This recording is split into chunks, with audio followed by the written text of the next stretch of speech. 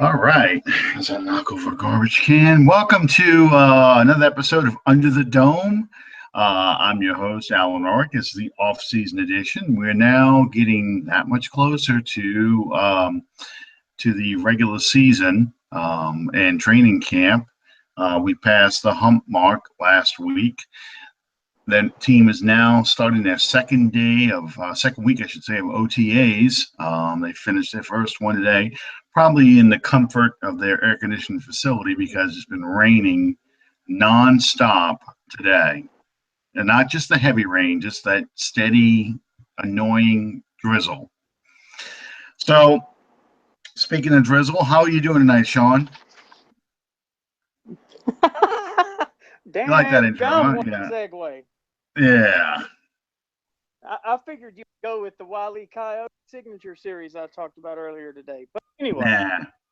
how's everybody doing tonight? Welcome to Under the Dome. We are here to enlighten, entertain, not necessarily in that order, but hey, it is what it is. Thank you guys for joining us. We want to thank Fan First Productions for sponsoring us.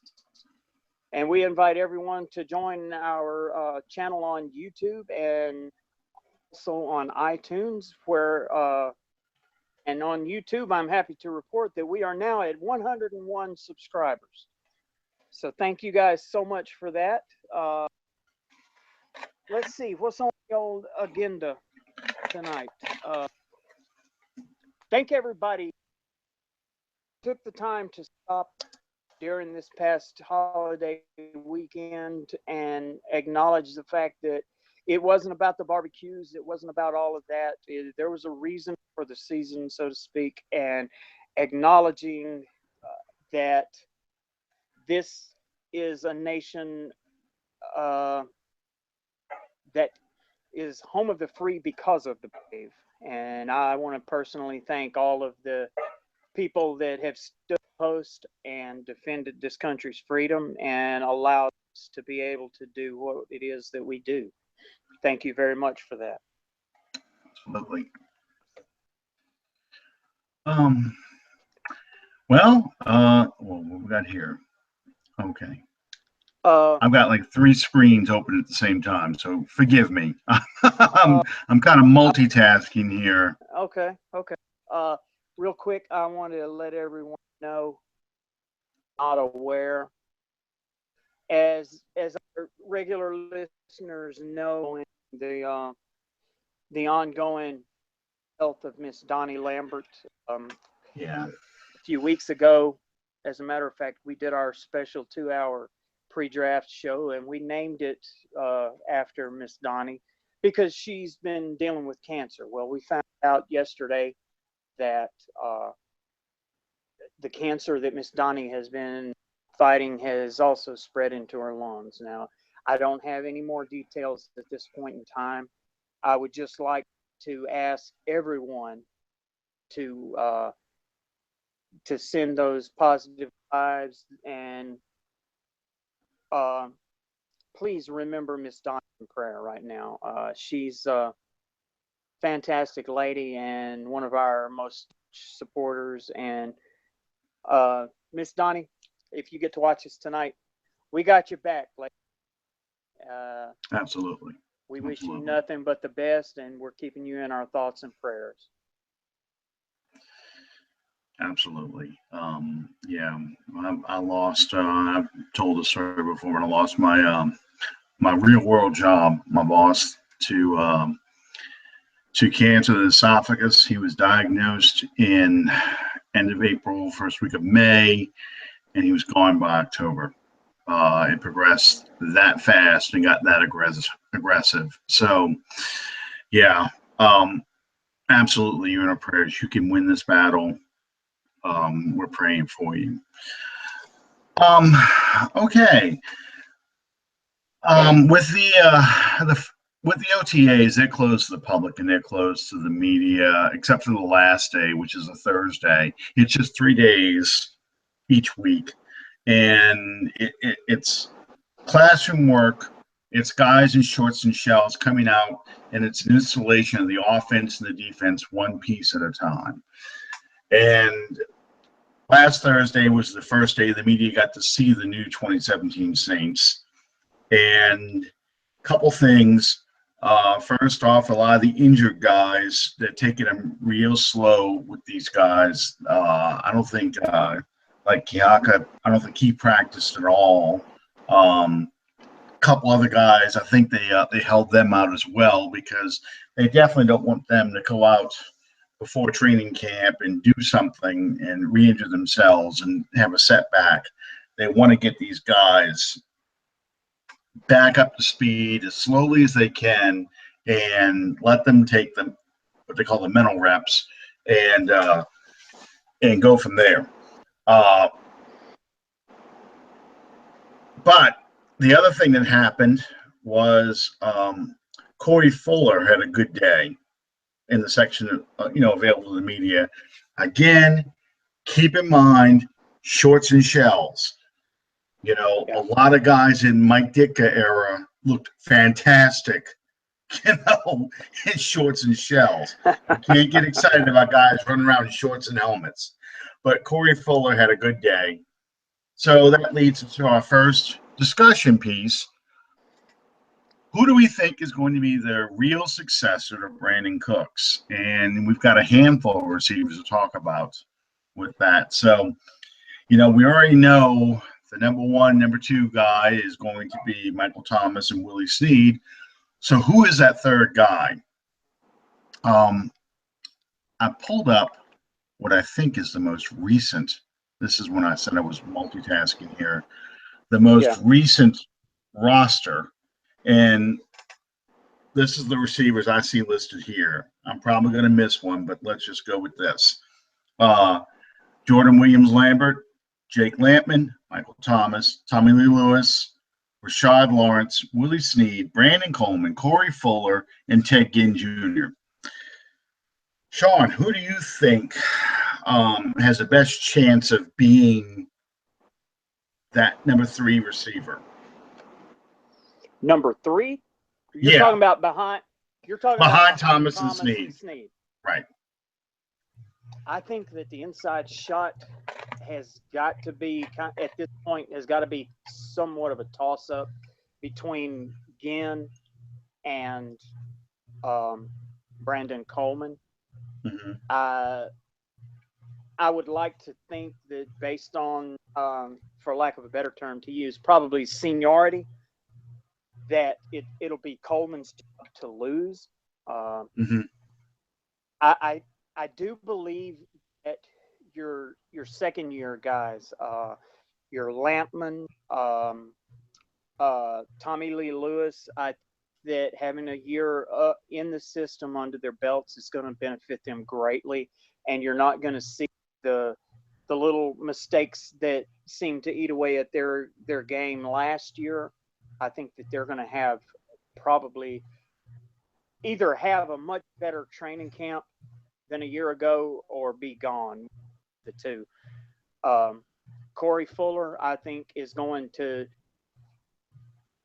have even playing field. I mean, he came in so late last year that he wasn't able to effectively make a push on the active roster guys. But I think he's going to have somewhat of a level playing field this year, moving forward. All the other guys, I think that they're going to have to move mountains to stand a chance to make the final 53. Yeah.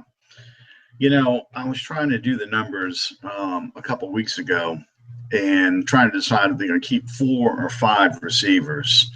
I think the running back position is going to dictate, and the tight end position is going to dictate how many receivers they keep, because you've got, and this is leading to a different subject, but you've got the 3 running backs that are going to make the roster: Ingram, Peterson, and Kamara.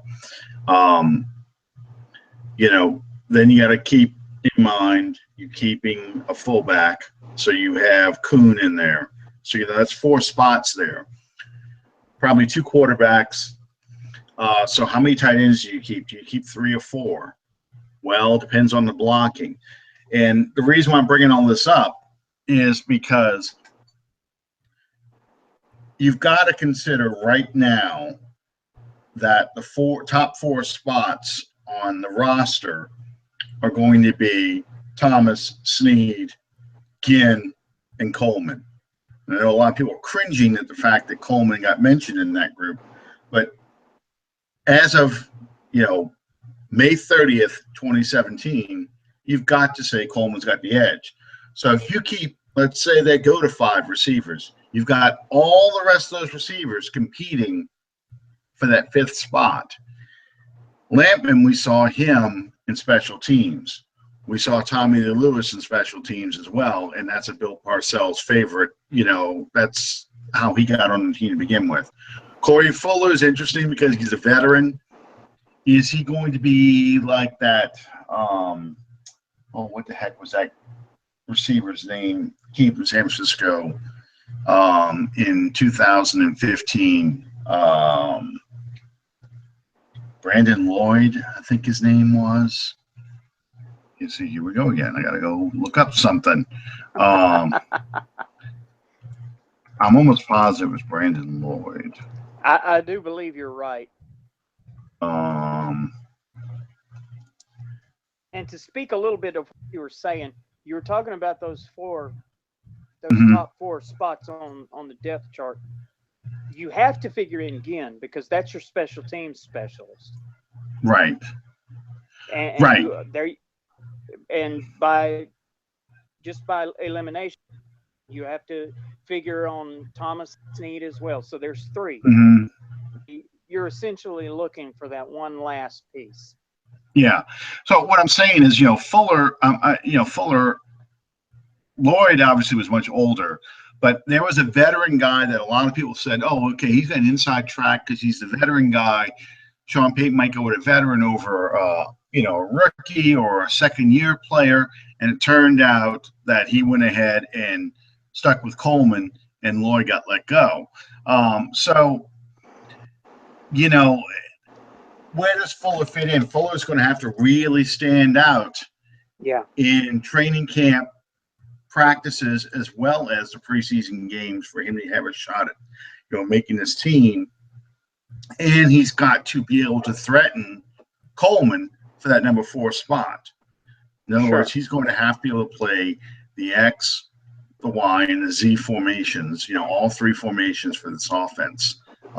That's the advantage. That's what Cooks could do. It's what Snead can do. It's what Thomas could do. Coleman really isn't that strong to play this, obviously the speed factor, but he's not that strong enough to play all 3 positions, but he is a good run blocker. And like you said, Ted Ginn's got the advantage because he's really been brought in for special teams, the kick return game. There's no bigger opponent, if you want to call it that, of Brandon Coleman than I was a year ago at this point. To me, that was a wasted roster spot when we saved him on the 53. But now, all that being said, towards the end of the season, he was able to come in and make some solid contributions to the team. The alligator arms that he had in preseasons and the beginning of the seasons seemed to sort of give way to being somewhat of a solid and dependable player towards the end of the season. Now, how much of that carries over into the training camp, that's yet to be seen.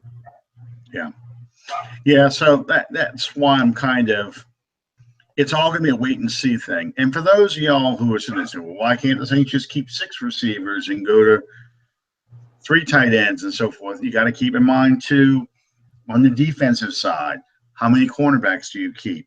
How many safeties do you keep? The next thing we're going to talk about in a few minutes about, will the Saints keep that 3 safety alignment?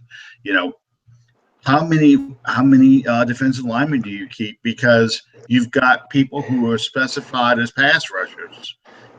Where's that designated pass rusher fit in? Does he fit in as a defensive lineman? Do you keep 8 or 9 defensive linemen because you've got a specialized pass rusher? How many guys can play linebacker? you've got a lot of decisions to be making. There's only so many roster spots, so Yeah. it's going to be a tough call. And for the second half of the bottom half of this roster, it's how many things can you do? Can you Sure. catch and play special teams? Can you be a gunner on special teams? That's where Tommy Lewis comes into play. That's where Jake Lampman comes into play. If he can catch and do that, a guy like Fuller may be out. It's you have to not only make the 53, you also got to be able to somehow justify being in that 45 active, game day active guys. Yeah. You want to play enough positions or do enough things that he may sit down Brandon Coleman, because Coleman can only catch and run block. And this is going to be a game where we're going to need, all hands on deck on special teams. You're going to need a lot of passing, because this is a team that's strong on the run. Defense is strong against the run, but weak against the pass. So, that all comes into play when it comes to making these final decisions. Well, now you brought up an interesting point there. And I only say this because of how much time I've spent over the past couple of days fielding questions about opening when we go to Minnesota. How shocked is Minnesota coaching staff going to be when the New Orleans Saints' entire game schedule is going to be set up around Adrian Peterson? 3 yards in a cloud of confusion? Yeah, here we go. Yeah. Do you want to feel this, or do you want me to? Go ahead. I mean, we talked a little bit about this earlier today, but yeah, go ahead. I mean, okay. Here's the thing. Number one thing that I've told you guys from day one: be careful who you listen to and who you trust. Now, I'm not saying that that's us, and if it's not us, God bless you. Take your chances, but at the same time, listen to me when I tell you. Adrian Peterson is a 31-year-old running back that lost the biggest part of last season to a completely blown out knee, which, if I'm not mistaken, was either the second or the third time that's happened in his career. And I'm a strong believer, because I played the position, that as a running back, you're allowed so many hits, so many times to be slammed on those legs before your legs just say, that's it, you're done. All that being said, Sean Payton and staff, total and complete moron idiots, to pull that schedule out, look at it and say, hey, we're going to play the Vikings. Adrian Peterson used to play for the Vikings, so we're going to feature him in this game. It's not going to happen that way, guys. You have to, and as Alan alluded to earlier, they have done absolutely nothing but run drills in shorts and helmets. Especially a 31-year-old running back coming off of a lost season to a blown out knee. You're not going to establish a game plan versus anyone, somebody that you have not seen take a hit. It's just ludicrous to think that way. Mike Zimmer is a good head coach. Mike Zimmer is also a great defensive coordinator. You don't think Mike Zimmer, after watching Adrian Peterson play and coordinating his defenses against Adrian Peterson, and these guys knowing what Peterson likes to do, aren't going to know, okay, we know how to stop him. My thing is, you got to look at it the same way what they did with Tim Hightower when he played against the Arizona Cardinals. You're going to see a lot of Ingram running the ball, and then when you get into the red zone, or they get close, or it's 3rd and 1, you might see Peterson come in there, for short yardage stuff. They could run a play action with him. They could do all kinds of things. They're going to give him opportunities to score, but not to run for 1,000 yards or 100 yards in that game or whatever. Unless, of course, Ingram's injured and the game or the game just gets so out of hand as far as the Saints beating the Vikings that, they just let Peterson run loose. They got Kamara, got to give Kamara his touches. They got to give Thomas his touches. You can get Fleener involved. You're going to see a bunch of different things. It's what the Saints do. It's all about isolating matchups. It's all about multiple formations. Multiple plays out of the same formations. It's all about creating confusion in the defense.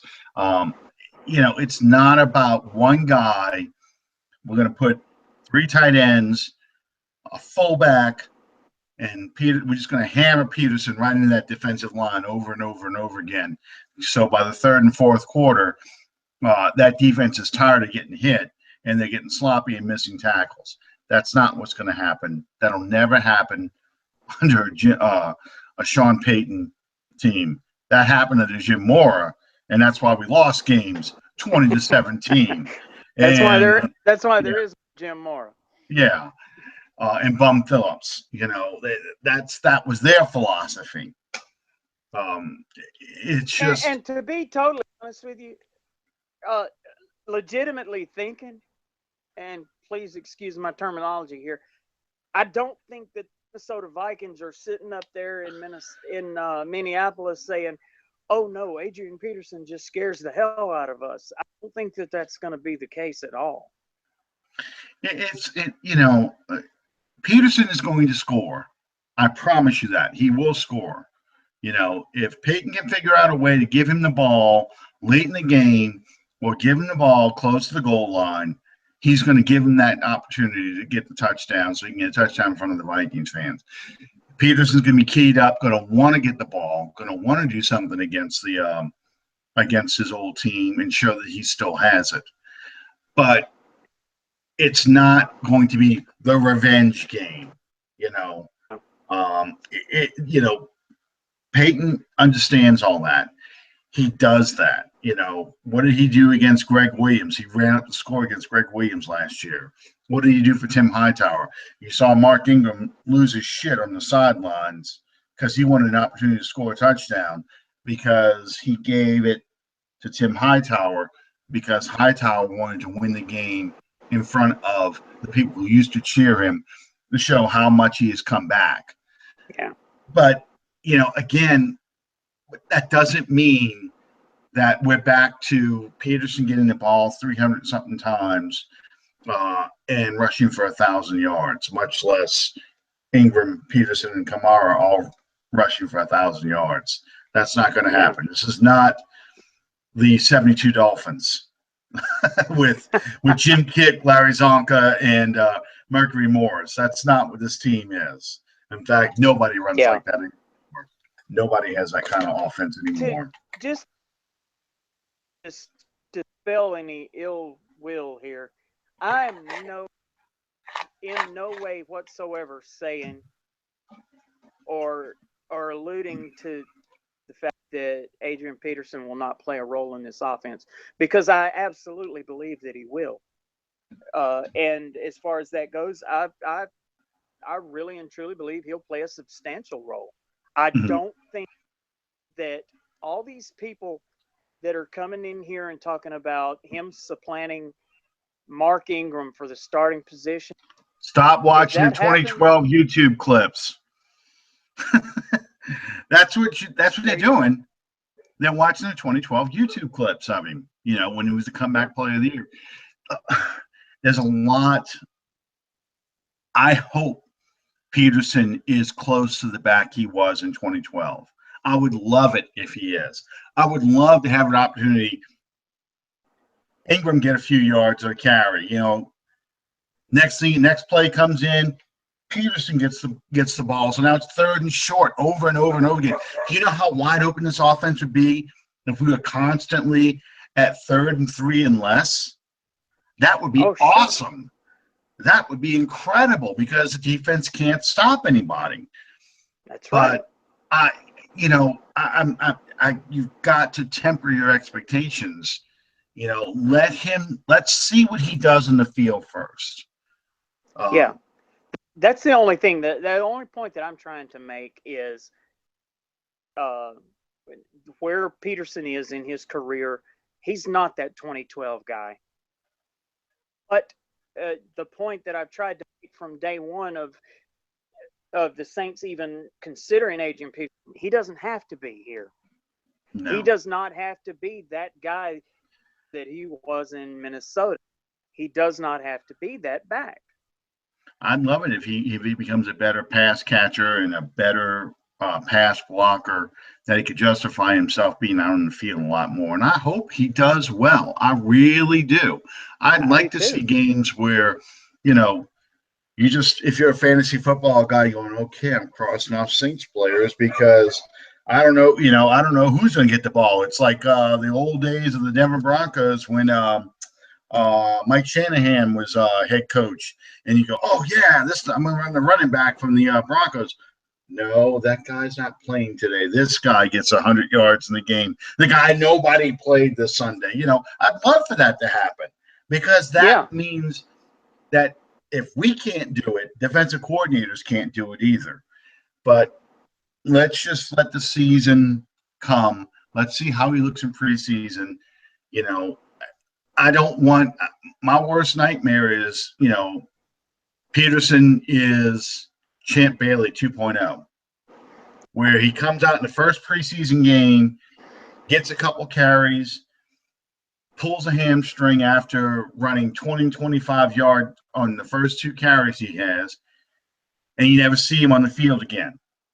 And come the last cut day, come the cut day, Peterson's gone because he didn't practice after that first preseason game. He never practiced again. We never saw him.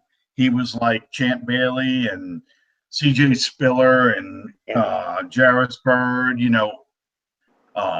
had to give arthroscopic surgery to Peterson to quote unquote clean something up. I hate to be the Raven of Saints football. Nevermore, he will play nevermore. But that's got to be in the back of your mind. That could just as when much. Somebody goes when somebody goes under the knife, training camp beyond especially at a skill position like wide receiver, linebacker, defensive back, running back, those guys are not going to make a sizable contribution on your season. Not if they're having surgery, training camp, or during this season. They may come back. The old saying, you can't make the club from the tub. That's right. That old saying, you can't make the club from the tub. It's just that has to be considered. I don't think he's done. I think this is a great situation for him where he's not the man. He is part of a plan. Sounds like I'm quoting Dan Folkenberg here, but I'm not singing this. No, I am not. People are Googling right now. Dan Folkenberg, man with the plan. What the hell? Oh, God. He knows that song. He has it. Yes, my music taste sucks. I don't deny it. But I listen to it and I enjoy it. So what the hell? I love Dan Folkenberg, one of the greatest songwriters to ever live. Hey, man, if you can listen to Same Old Lang Syne without getting a little tear in your eye towards the end, you're a better man than me. Listen to the band. Yep, the leader of the band. Yep. Anyway, now that we've gotten through all of that, Peter Quill of Guardians of the Galaxy fame has nothing on me. Believe me, every song I hear in Guardians of the Galaxy, I like that song. I like that song. Oh, I love that song. Hey, man, on my Spotify list, I've got over 100 songs just on one playlist from the 70s. So, that's me.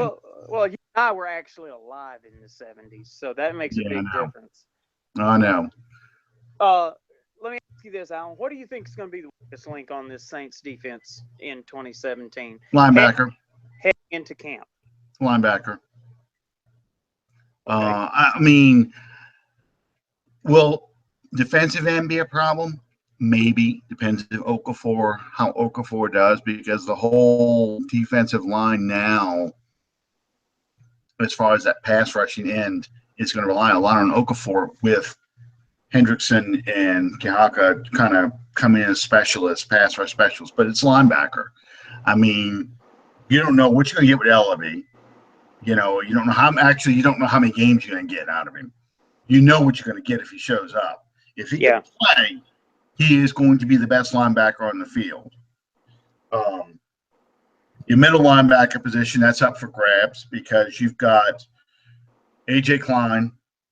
Don't know how he's going to hold up because he's never been a full-time starter. He's been a career backup. Manti Te'o, don't even know if he's going to make the team. Robinson's going to give you blue-collar effort. He is just one of those kind of guys you need on your roster who can play all three positions. Nothing special, but he's not going to hurt you. Stephon Anthony, that's Forrest Gump's box of chocolate there. You don't know what you're going to get out of that. You know, and then you go into the backup guys like Stupar and people like that. You know, and then Alex Anderson, the Thor-looking guy. How much can he contribute as a rookie? You know, he's another one with health problems. If he can stay healthy, he's a great linebacker. But the question is, you know, can he stay healthy? Does he need a medical red shirt year to kind of recover from his injuries from Florida? Don't know. I think he's got a good shot of impact. But we'll see. I'm going to go out on a limb here, and I'm going to say, I want to preface this the right way. If this guy gets the opportunity to get in and show what he can do and to display his abilities and his talents in the right way, I think that the biggest difference maker that we've got into camp right now is Adam Bighill. He's got an uphill battle to fight. He's got a lot of names in front of him. The first guy he's got to beat out is Stupar. I mean, he's got to beat him out. He's got to make an impact on special teams, and then he's got to show where he can fit in. I mean, I'm not writing him off either, but you've got, how did Ralph Marlboro put it? You've got the linebacking position for the Saints is like the Golden Corral buffet. There's a lot there. None of it's good for you. I mean, it's Mike Nolan's got a lot he's got to work with. He's got to make, you know, like every other linebacker coach that the Saints have had since Vic Fangio and the Dome Patrol. They got a lot of chicken feathers they got to try and make chicken salad out of. And that's why the linebacker position's been the black hole of this defense since Pat Swilling left in 1993. You know, once the Dome Patrol guys left, you may have had one or two linebackers come in who were really outstanding. But other than that, you've had a lot of bodies rotate through this team and nothing that special about any of them. I tell people all the time, you know, the Pittsburgh Steelers, their defense is built around the linebacking core. That's why they drafted in the first round. I think they did it 4 out of 5 years, including this year with T.J. Watt. You know, they know that's their strength. If that team is going to go anywhere, it's going to go based off of the linebacking core and defense and Ben Roethlisberger in the running game on offense. You know, that's what that team. That's how they build those teams. The Saints aren't like that, and they haven't been like that for a long time. Even when we had defensive-minded coaches like Jim Haslett, like Jim Moore, they've never been able to build a linebacking core outside of what Jim Mora got when he came in 1986, where he got Pat Swilling, inherited Ricky Jackson. Bum Phillips had drafted Vaughn Johnson out of the USFL, and he brought along, Sam Mills as an unsigned free agent, in 1986. So, but you haven't been able to put that kind of linebacker core, any kind of great linebacking core together since then. The only closest you may have gotten to that was Greg Williams with Vilma, Fujita, and Shanley. And I wouldn't say that was a dome patrol, but I would say it was a good linebacking core for the Saints because they didn't beat themselves. You had two very heady players in Vilma and Fujita. That's not to dismiss Shanley. Shanley is a smart player too, but Shanley, if I were to put the physical talents of the three linebackers on a chart, I'd probably put Shanley in the third position, only because Vilma was just a very, very talented linebacker, and Fujita had proven that he's been a good linebacker for a long time. That's not a slight on Shanley. That's just how I'd rank them, just watching. But truth be told, Shanley would probably agree with you.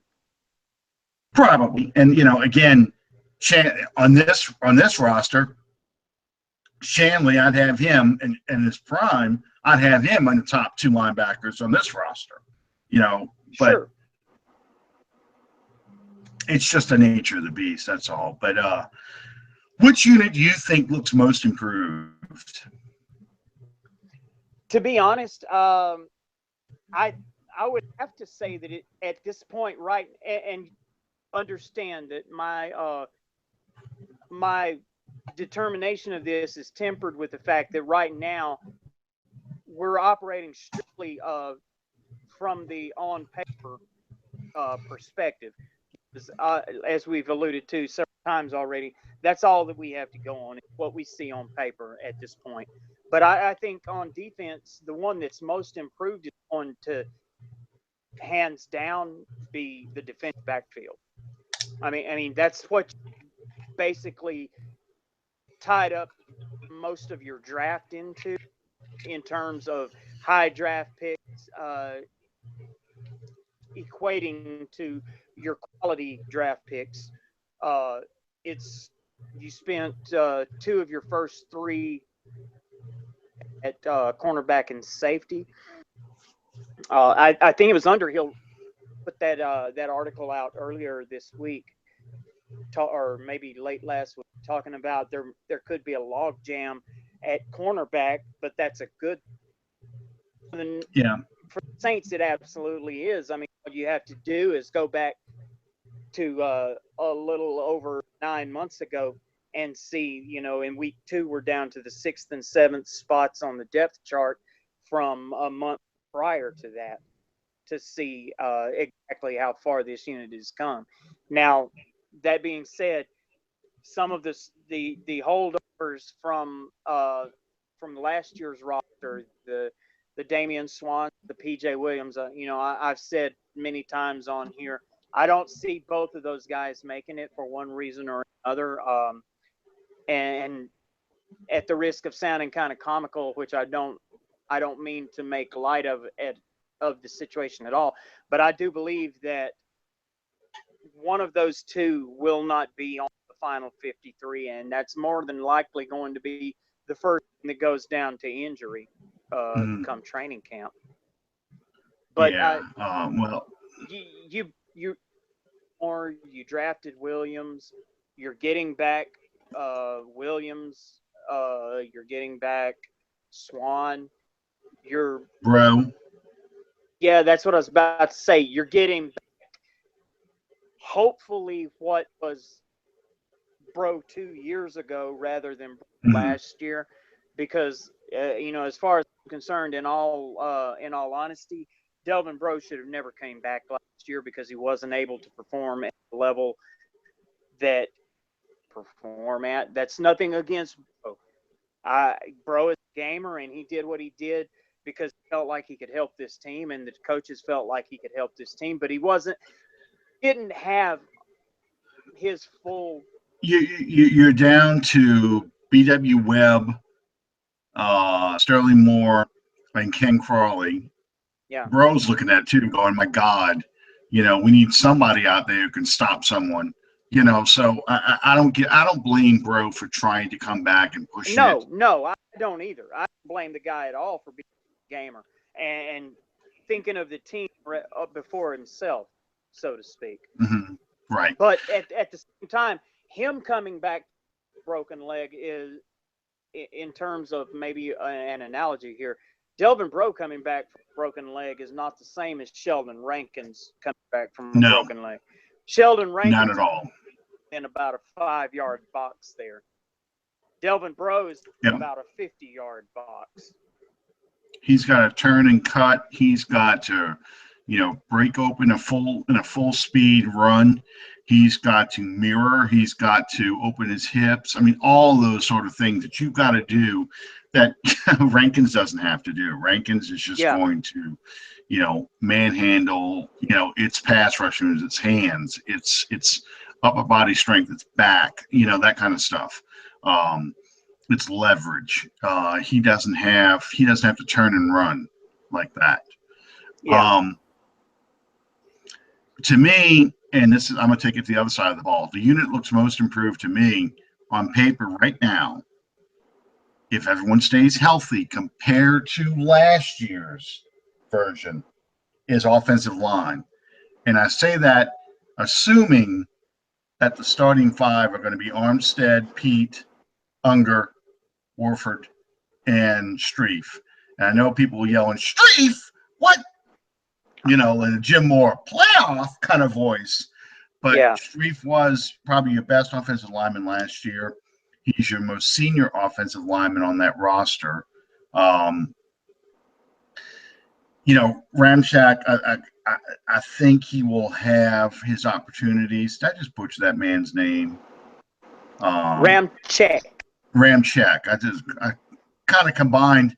I gave him an Honor Horseshack name just now. So yeah. Well, Ramchak. let me ask you this. This is what when people have asked me about Ramchak, I told them, in terms of Ramchak's first year, look for him to make about the same impact as Andres Pete made in his rookie year. We'll see what happens when they put the pads on and stuff. I mean, in 1993, Tootie Robbins was supposed to be the right tackle for the Saints, and it took Willie Rowe about 3 practices to beat him. I'm not putting Ramchak in that category, not by a long shot, but we'll see how ready he is. Pete wasn't in shape. I think Ramchak will be in shape. I think Street's going to have a fight on his hands, but I just feel like Peyton is going to feel more comfortable with a veteran presence in there for a while, unless Streif has, I've seen enough moment where, he comes out and never goes back in again. But I'm just saying, a healthy Armstead and Pete at guard gives the Saints a strong left side that can run screens and power run behind. Warford is a good pulling guard. You probably will see him run some screens. Part of the reason why the Saints had trouble running screens last year, aside from the fact they didn't have a Pierre Thomas, a Reggie Bush, or Juice McAllister, or a good screen back, or Alvin Kamara. They got an Alvin Kamara now who can run the screens, but they also have offensive linemen now who can pull and run. What made Streif and Nix is now in the Saints Hall of Fame, but what made them so good was how well they ran the screenplay in selling it. And it's all about timing. So if you can sell the screen really well, and I think Warford can, we'll see the screen come back with these guys at guard again. Yeah. And, instead of trying to pull the center to run a guard, which is what we saw a few times last year. People don't realize exactly when Pierre Thomas was a New Orleans Saint, exactly how big a play that was in the playbook. I mean, you go It back to works. the Super Bowl. That was the first touchdown that the Saints scored was Mhm. a screen pass to Pierre Thomas. First touchdown scored in the NFC Championship game was a screen pass. Um, First touchdown he scored in the New England game, I think, was a screen pass.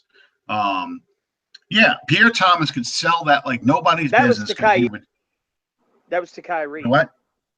Oh, You are you which talking about one? the New England game we played in New England or the one No, that no, we I'm talking won? about the New England game in 2009. Oh yeah, yes, it was.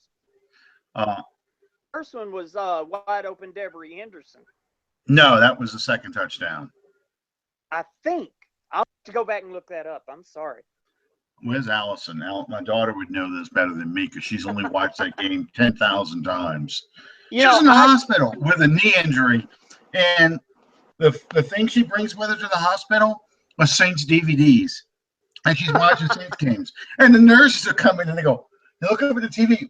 Is that live? And Alice says, no, I'm watching the whole game on the thing. So I got the nurse taking Alice's blood pressure. She's watching the games and paying attention to what she's doing. So yeah, that's the way that my daughter is going to be. I think. that's her favorite, all-time favorite Saints game is that New England Monday night game from 2009. Oh, I loved it. I drove an hour away to my dad's home, and when Tom Brady, it was like middle of the third quarter, the camera went down to the sidelines, and New England sent in their backup quarterback. Brady was like, "No, I'm good. Y'all go ahead." That did my heart so much with. Over the weekend, the NFL Network played a marathon of the America's Game series, and this was the first time that I got to see the one on the '09 Saints. And really? I mean, Okay. to see Drew throwing the football, what was that, about a 20-yard mark off there? He was throwing it diaper, filming that Oh commercial. yeah. You know, I had I'll never let you finish. seen that. You never seen it before? No. Here's the thing about that part. Okay, Vilma is talking about, we YouTube that, and we in the linebacker room. The problem with that is I've seen an interview with Vilma before. He's actually talking about when it was Drew Brees, it was the sports science for ESPN, and Drew Brees throwing football more accurately than an Olympic archer. That's what he's actually talking about. And I don't think the NFL Network got permission to use that. So they used a diaper commercial instead, and they played that footage. Really? Yeah, I think that's what he's talking about when you're talking about Vilma and Vilma's interview, because that fits more when it talks about how accurate he is at throwing, because he was 10 for 10 in that sports science clip where the Olympic archer didn't even hit the bullseye 10 times. Breeze hit it 10 times, 10 for 10, dead center. They put a paint marker on the end of the ball, and they had a camera inside the target area, and that ball came out every time and hit it. Yeah, and they were talking about they had cameras in the football and everything else. So yeah, that's an impressive clip too. But oh yeah, I've watched that many times. And that and Sean Payton talking about firing the equipment guy because besides Juicy Fruit. Oh yeah, Juicy Fruit. Yep. Yeah. Yeah, and they showed the film clip of him on the sidelines cursing a guy out. That's not Juicy Fruit. I don't have it anymore because my DVR died, and there's no way I could pull. I asked the guy 100 times. There was no way I could pull all the stuff I had on there. I DVR'd so many things, Super Bowl week and after the game, and audio clips and stuff. And Sean Payton being mic'd up for the Super Bowl, that's got to be one of my favorite things because my favorite is when he chews out Mike Bell for having the wrong kind of shoes. What kind of shoes you got on? Yeah. That's what I figured. Put on the cleats. Yeah. The one thing, all jokes aside, it really, I'm that guy. If y'all want to laugh, y'all want to point fingers, go ahead. I'm that guy. I sit and I watch that thing, the '09 Saints, and by the end of it, I'm sitting there, tears rolling down my face. That stood out the most to me, and like I said, I watched a long thing of these things. I think the one that I came in on was like maybe one of the early Steelers Super Bowls, and I watched all the way up to the Green Bay Packers after the Saints. Mm-hmm. So I watched a long period of time there, and I saw all of these athletes that talked about what the Super Bowl meant to them and what it did to their legacy, the memories that it provided for them, and it really struck a note with me that when Breeze was doing his interview for this, he never referenced himself, not once. What he said was how much this meant to the city, how much this meant to the fans of this team. He never once talked about what that Super Bowl meant to him. It was always about the fans. Yeah. Took a note with me because there wasn't anyone else came was when Mike Holmgren was talking about the Super Bowl between the Packers and the Patriots in New Orleans when Favre was quarterback, and he said that it meant a lot for that trophy to come back to Green Bay because it was named after the Green Bay's coach. Yeah, that was the first one. The first one since the Super Bowls 1 and 2. Yeah, and it just spoke volumes to the type of guy that Drew Brees is. I believe. That's just me. Absolutely, it was a special moment, and I'll never forget it. And I lost all those things I used to have on DVR, games and stuff from that season that I saved, and it's just one of those things that I'll never forget it. Even though I don't have those videos anymore, I'll never forget the things that I saw that year, and being at those games, being at the NFC Championship game, being at the divisional round, being at the Giants game when we beat Eli Manning. It was a special year, and like I told you a couple weeks ago, it never occurred to me that we had a possibility of even losing that NFC Championship game, because it was just like, no, this is our year. This is the year we're going. And it's like Peyton says in 2006, when the Patriots jumped out on him in the AFC Championship game. He's like, well, wait a minute. This is our year. This isn't supposed to happen. Yeah. Of course, they came back and won the game, but still, just like it never rains at a Super Bowl, and it's a monsoon for in Miami for him. But he's like, no, it never rains. It's just one of those things that you think it'll never be. I sat there and watched the Super Bowl game, and we've gone way off script, but I mean, I think this is relevant. During that Super Bowl game, I sat there, and I think my cheeks were occupying about that much of the cushion on the couch because I was sitting way up on the edge, and when Tracy Porter, my head, so I'm listening. Go ahead. When Tracy Porter picked that pass off, I jumped up off that couch and I ran it in with him. I ran around that couch in my dad's house. And when he went in the end zone, I stopped and I stood there, and tears came to my eyes and down my face. And I'm thinking, my God, we just won the Super Bowl. I did not see the actual play of Porter picking it off. I saw the second half of it when he's running into the end zone. And the reason why I didn't see the whole play is because my dad, we're at my parents' house, and my grandmother was still alive. She was with us, and my aunt was there, and people like that were there.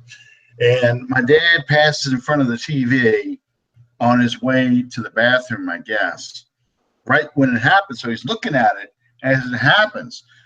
And he stops, and all I see is my dad's back. And he's yelling, "Go, boy! Go, boy! Go!" I'm like this. We're like, move! We can't see. So he kind of steps aside. So, I see him running and pointing and that kind of stuff in the end zone.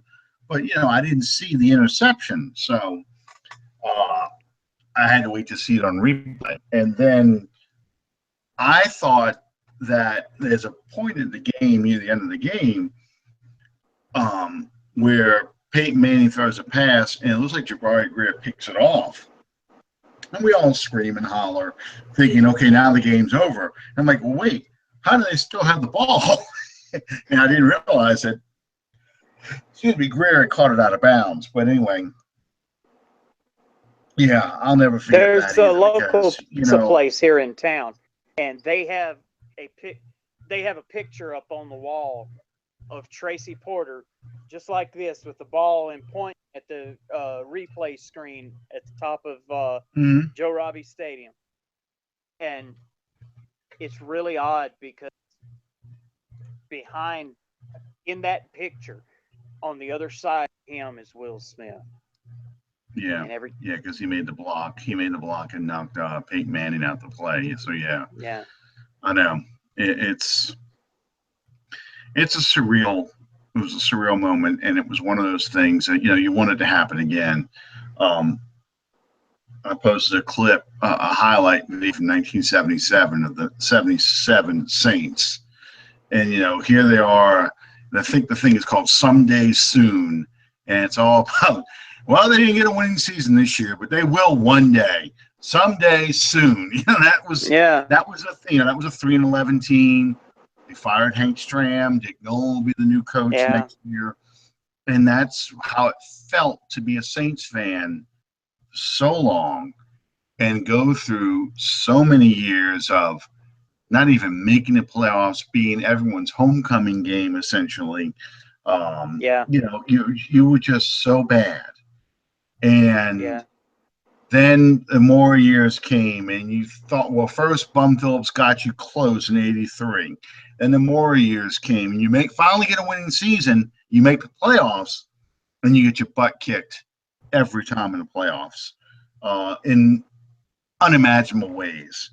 I mean, and then the Ditka years come, and it's like you're reliving the John Meekum years. Hazlitt finally wins a playoff game. And never goes back, so you feel like it'll never happen, it will never happen.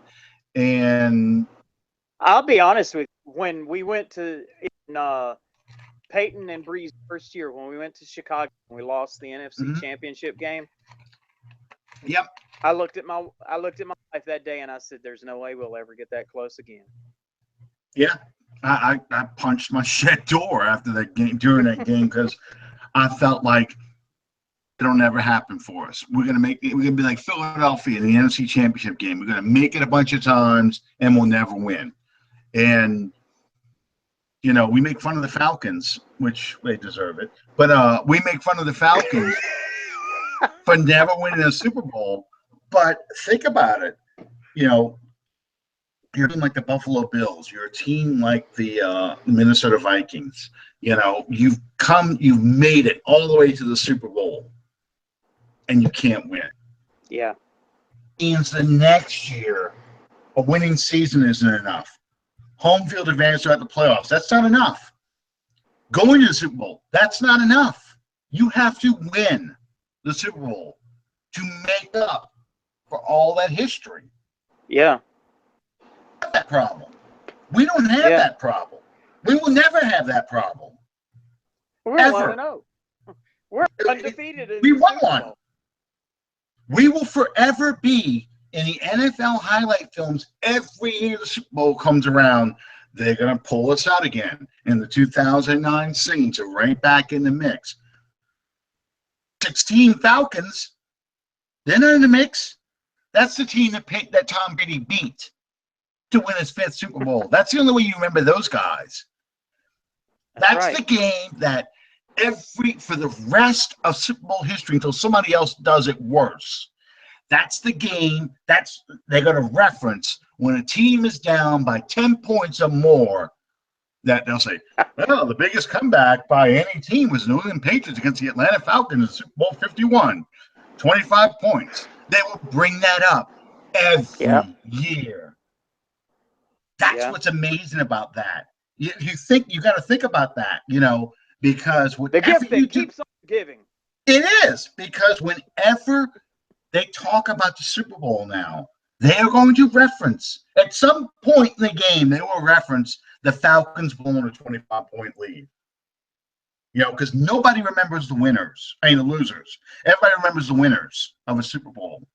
They're the ones who get America's game. They're the ones who get the NFL Films highlight package, the Super Bowl highlight package. They're the ones who Sports Illustrated sells the DVD of their highlight season. There's no highlight season the Falcons going to be given away with a Sports Illustrated issue. There's nothing like that. They didn't do that for the Buffalo Bills. They do that for the Minnesota Vikings. I mean, that's the reality. There's a lot of places in Kenya that have Buffalo Bills T-shirts. And now, they got some Falcons T-shirts. Yeah. Oh, that shot of them putting it out. When they were up 28-3, and then they have to take it all down. They have to take it all back down. That's so much fun. And Arthur Blank dancing and turning around and going. Okay. Maybe they'll get a missing. No, they won't get a missing rings thing, because it's not the missing rings special was about certain teams that should have gone and didn't go to the Super Bowl, not the teams that lost the Super Bowl. They did the 69 Vikings because that was the end of the AFL NFL era. They had the merger the next year, so they did the 69 Vikings. But you did like the 81 Chargers, and the Bengals. The Bengals have lost in 87 or 88 to the 49ers, where you hear Boomer Esiason go, "So I'm not going to Disney World." Because back in the 80s, it was always, "I'm going to Disney World," after you just won the Super Bowl. Yeah. They talked about that at America's Game. They interviewed Otis Anderson about that very thing. And he said that he was the first one that did not say, "I'm going to Disney World." He opted and said that the Disney people told him he had a choice between, "I'm going to Disney World, we dedicate this game." Of course, you got to remember that was during that first Gulf War too. Yeah. When the greatest version of Star Spangled Banner I've ever heard, Whitney Houston. Yeah, it was. And that's that. But anyway, that was that's something else that brought a tear to my eye, because I remember watching that game vividly and expecting Buffalo to win it, and shocked that the Giants won that game. It was I sit there and I watched that goal and I was like, oh. He was right. And it was so, Thurman Thomas would have been the MVP of that game if he makes that field goal. But it's just one of those things, and that was the closest it ever got. Okay, so we kind of went way off topic here. Yeah, we were talking about vaults though. And it's just a precursor, because when February rolls around, we're going to be talking about it. I hope so, because real quickly, we had a question from one of our viewers. Yes. Don Steffen. He wanted to know, do you think that the safety look will be something that we'll see a lot of in 17? Yes and no. Way to straddle, way to cover my butt. But yes, I think you will see the three safety look quite often. But I think it's also dictated by personnel. Um, Barring the plague hitting the line of the cornerbacks again, I think there are going to be a lot of opportunities where you see two safeties. You see three safeties, but Vaccaro's playing like a linebacker safety hybrid in almost a 3-4 scheme kind of thing. Much in the way that Roman Harper did this past season. Yeah, or he'll have more playing time than Harper did. Because I think they will experiment some 3-4 alignments depending on the situation. I think you're going to see a lot of defensive players shuffling in and out. And that's why I said when we talked about the wide receiver position earlier in the game, spots. So how many defensive backs do you keep? Do you keep 10? So you have 5 corners and 5 safeties. Do you keep 11? So you have 6 safeties because you're playing 3 safety set. How many linebackers do you keep? Do you keep 6? You keep 7 and count Kihaka as an extra one? You keep 8 defensive linemen? I mean, that's the kind of decisions they're going to make. So the long answer is, the short answer is yes, I think we will see 3 safety alignments, but I think also the health of the cornerbacks and the linebackers will have a role in how often you see that 3 safety alignment. Awesome. I agree completely. How much I couldn't have said it any better, actually. How often you see the 3 safety set up or any of those variations is going to depend entirely on the health of the rest of your line and your matchup. I know that. What kind of team? I know that what you said, but I didn't know any different way of saying it. Well, like if you're playing the Atlanta Falcons, I think you're going to see a lot more big nickel corners. They want to have a lot of more PJ Williams, assuming he makes the team, PJ Williams and Devin Breaux out there to match up with the 3 receivers the Falcons have. And they're going to want speed at the linebackers, to deal with those 2 running backs the Falcons have. Whereas if you're playing a team like, I think we played Minnesota. the AFC East. No, you're playing the Buffalo Bills, for example. A lot more power formations. You will probably see more safety alignments because it's not as much speed out there for the Buffalo Bills as there is for the Falcons. It's that kind of stuff. Yeah. I agree. Next week, what are we going to be talking about next week? We can bring up more Super Bowl stuff, that's for sure. I could dig deep and talk about my dad went to the first 3 Super Bowls that were played in New Orleans. He went to Super Bowl 4, all at Tulane Stadium. Super Bowl 4, Super Bowl 6, Dolphins, Cowboys, and then he went to the Steelers Vikings one at Tulane Stadium. And my best friend's dad went with my dad to that game. And all he ever talked about, that night, a cold front came through. So it stormed all night. Typical January in New Orleans. It stormed all night, Saturday night. And back then, he used to play the Super Bowl at noon or 1 o'clock, It wasn't played at night back then. So the front passed through about 6 or 7 a.m., and it was that bitter Arctic kind of front with that wind at like 15 to 20 miles an hour out there, just cold and wet. And my dad's drinking ice cold beer the whole game. And my best friend's dad's like, ow, can you be drinking that cold beer out in this weather? My dad's like, man, it ain't never too cold to drink beer. Hey, man, my dad's a legend when it comes to beer drinking and stuff. Lady, one time he played Staff? Probably Dixie beer back then. Dixie used to sell Dixie in Tulane Stadium. But he got finished playing. It was the summertime, late evening. They went back to the clubhouse because we used to belong to Colonial Country Club.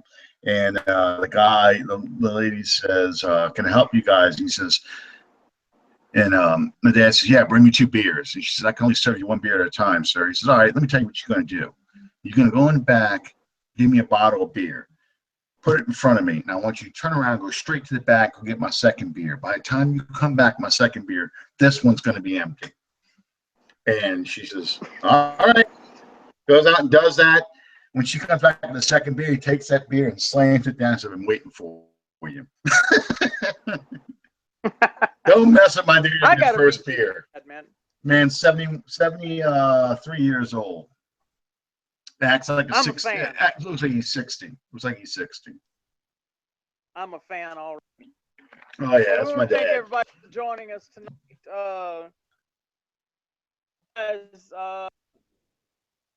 Bear with us through these last few weeks. We are 100 days from kickoff as of today, and we'll keep bringing you memories and photographs and memories and thus and such. And Dan, we're now gonna start quoting Jim Croce with photographs, memories. Well, yeah, operator, you got our friend.